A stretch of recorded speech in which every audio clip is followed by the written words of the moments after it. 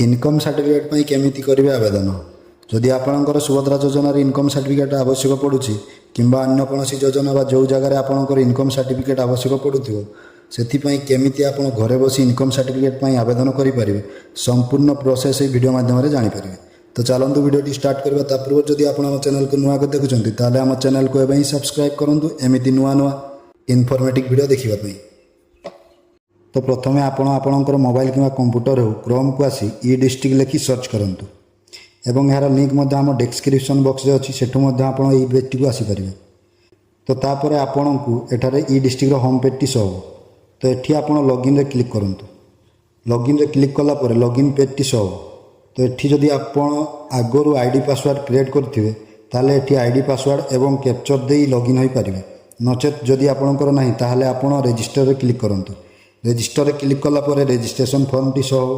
तो ये आपणकर full name email ID mobile number एवं पासवर्ड गोटे नुआ क्रिएट करके देवे एवं स्टेट आपणकर एठारे सिलेक्ट करेंगे एवं कैप्चर दे सबमिट रे क्लिक करेंगे एवं आपणकर एठारे आईडी पासवर्ड क्रिएट हो। तो तापर क्रिएट होला पर पुणी आपण को लॉगिन पेज को जावाई पड़ो। तापर ये आपण को जो आईडी पासवर्ड क्रिएट करेंगे से ही आईडी पासवर्ड एठारे देवे नचेत जदि आपण को पासवर्ड मन नहीं ताहले आईडी एवं गेट ओटीपी रे क्लिक करेंगे एवं आपण को फोन नंबर को ओटीपी आसीबो ताहा आपण एठी देई कैप्चर देई लॉगिन होई पारिबे। तो लॉगिन हो सारिया पर सर्विस प्लस होम पेज को चली आसवे। तो ये आपण को तो तापर एठारे आपणकर मेनू तले थिबा मैनेज प्रोफाइल तापर अप्लाई फॉर सर्विस। तो ये आपण अप्लाई फॉर सर्विस रे क्लिक करंतु कला पर व्यू ऑल अवेलेबल सर्विस रे क्लिक करंतु तापर सर्च बॉक्स रे इनकम लिखिक सर्च करंतु। तो तापर आपण एठारे देखि पारुथिबे इश्यूएंस ऑफ इनकम सर्टिफिकेट। तो यारी ऊपर आपण क्लिक करंतु क्लिक कला पर एप्लिकेशन फॉर्म रे आपण पहुंची जिवे। तापर एठारे पर्सनल डिटेल्स आपणकर सैलुटेशन एवं तापर आपणकर फोटो 250 KB रु कम होइथिबा आवश्यक। तापर नेम ऑफ द एप्लिकेंट एठी आपणकर नाम देबे तापर आपणकर जेंडर तापर मैरिटल स्टेटस तापर आपणकर एज केते आपण एठारे फिलअप करिवे। तापर आपणकर आधार नंबर एवं बापांको नाम मांको नाम एवं आपणकर हस्बैंड को नाम एठारे फिलअप करिवा पई पड़िबो। तापर आपणकर मोबाइल नंबर देबे एवं आपणकर ईमेल दियंतु। तापर ता तल को पर्सनल एड्रेस रे आपणकर डिस्ट्रिक्ट सिलेक्ट करंतु तापर तहसील तापर आपणकर विलेज जदि आपणकर एठारे विलेज शो होनी ताले विलेज नॉट इन लिस्ट रे क्लिक करी आपणकर विलेज नाम भी एठारे देई परिबे। तापर आपणकर आरआई तापर पुलिस स्टेशन तापर पोस्ट ऑफिस तापर आपणकर पिन कोड टी एठारे दियंतु। देई सारिला पर परमानेंट एड्रेस रे स्टेट सिलेक्ट करंतु एवं सेम एज परमानेंट एड्रेस रे ईएस रे सिलेक्ट करंतु। तापर if any person other than application filling the application. तो ये आपड़ जदि निजे एप्लिकेशन टी फिलअप करुँच ताहले नो रे क्लिक करंतु नचेत जदि आउ किए एई एप्लिकेशन टी फिलअप करुँची ताहले एठारे तांकर नाम एवं आपण तांकर एवं आपणकर तांको सह रिलेशन कोन देवा पई पड़िबो।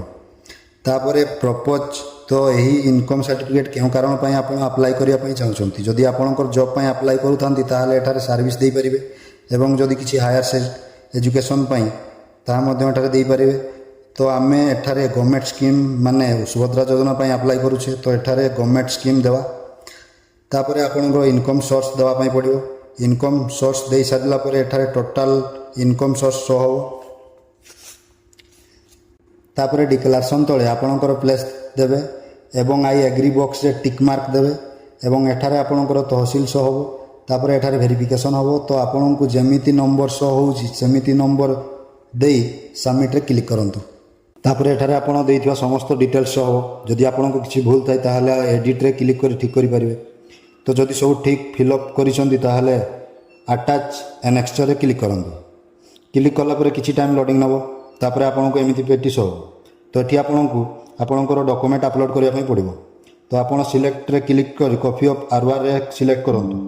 तो जदि आपणकर स्वामी को नाम रे जमीपटाटी थाए ताहले आपणकर आधार कार्ड एवं आपणकर स्वामी को आधार कार्ड एवं जमीपटा को अटैच करिकी अपलोड करिया पई पड़िबो। तो जदि आपणकर स्वामी को बापा को नाम रे जमीपटाटी थाए ताहले आपणकर आधार कार्ड एवं आपणकर स्वामी को आधार कार्ड एवं आपणकर स्वामी को आधार कार्ड रे जपरि तांको बापा को नाम थिबा जरूरी एवं जमीपटा को अटैच करके अपलोड करिया पई पड़िबो। ତାପରେ କପି ଅଫ୍ ଆରୱାରରେ ଆପଣଙ୍କ ଜମି ପଟ୍ଟାଟିକୁ ଅପଲୋଡ଼ କରନ୍ତୁ ଏବଂ ଅଦରରେ ସେଲ୍ଫ ଡିକ୍ଲାରେସନ୍ ଫର୍ମଟି ପୂରଣ କରି ଅପଲୋଡ଼ କରନ୍ତୁ। ଏହି ଫର୍ମଟି ଆପଣଙ୍କୁ ଯେକୌଣସି CSC ସେଣ୍ଟର ବା ଅନଲାଇନ୍ କ୍ୟାଫେ ଦୋକାନରୁ ପାଇପାରିବେ। ତ ଏହାକୁ ଫିଲ୍ଅପ୍ କରିକି ଏଠାରେ ଅପଲୋଡ଼ କରନ୍ତୁ। ତ ସବୁ ଅପଲୋଡ଼ କରିସାରିଲା ପରେ ସେଭ୍ ଆନେକ୍ସଚରରେ କ୍ଲିକ୍ କରନ୍ତୁ। ତାପରେ ଏଠାରେ ଆପଣ ଦେଇଥିବା ଡିଟେଲ୍ସ ଏବଂ ଅପଲୋଡ଼ କରିଥିବା ଡକୁମେଣ୍ଟର ନାମ ସହ ହେବ। ତାପରେ ଆପଣ ସବମିଟ୍ରେ କ୍ଲିକ୍ କରନ୍ତୁ। ସବମିଟ୍ରେ କ୍ଲିକ୍ କଲା ପରେ ଆପଣ ଆପ୍ଲାଏ କରିଥିବା ଫର୍ମର ଆକ୍ନୋଲେଜମେଣ୍ଟ ରିସିପ୍ଟଟି ସହ ହେବ। ତ ଏହାକୁ ଆପଣ ପ୍ରିଣ୍ଟ କରି ରଖିପାରିବେ କିମ୍ବା ଏକ୍ସପୋର୍ଟ ଟୁ PDF କରିକି ମଧ୍ୟ ରଖିପାରିବେ। ଏବଂ ଏହି ଫର୍ମ ଦ୍ୱାରା ଆପଣ ଇନକମ୍ ସାର୍ଟିଫିକେଟ୍ର ଷ୍ଟାଟସ୍ ମଧ୍ୟ ଚେକ୍ କରିପାରିବେ। ଏଥିପାଇଁ ଆପଣଙ୍କୁ ଭ୍ୟୁ ଷ୍ଟାଟସ୍ ଅଫ୍ ଆପ୍ଲିକେସନରେ କ୍ଲିକ୍ କରିବା ପାଇଁ ପଡ଼ିବ। ତ ଇଏ ଥିଲା ଇନକମ୍ ସାର୍ଟିଫିକେଟ୍ କେମିତି ଆପଣ ଆପ୍ଲାଏ କରିବେ। ତ ଯଦି ଭିଡ଼ିଓଟି ଭଲ ଲାଗିଥାଏ ଭିଡ଼ିଓକୁ ଗୋଟେ ଲାଇକ୍ ଏବଂ ଆମ ଚ୍ୟାନେଲକୁ ସବସ୍କ୍ରାଇବ୍ କରନ୍ତୁ। ଜୟ ଜଗନ୍ନାଥ।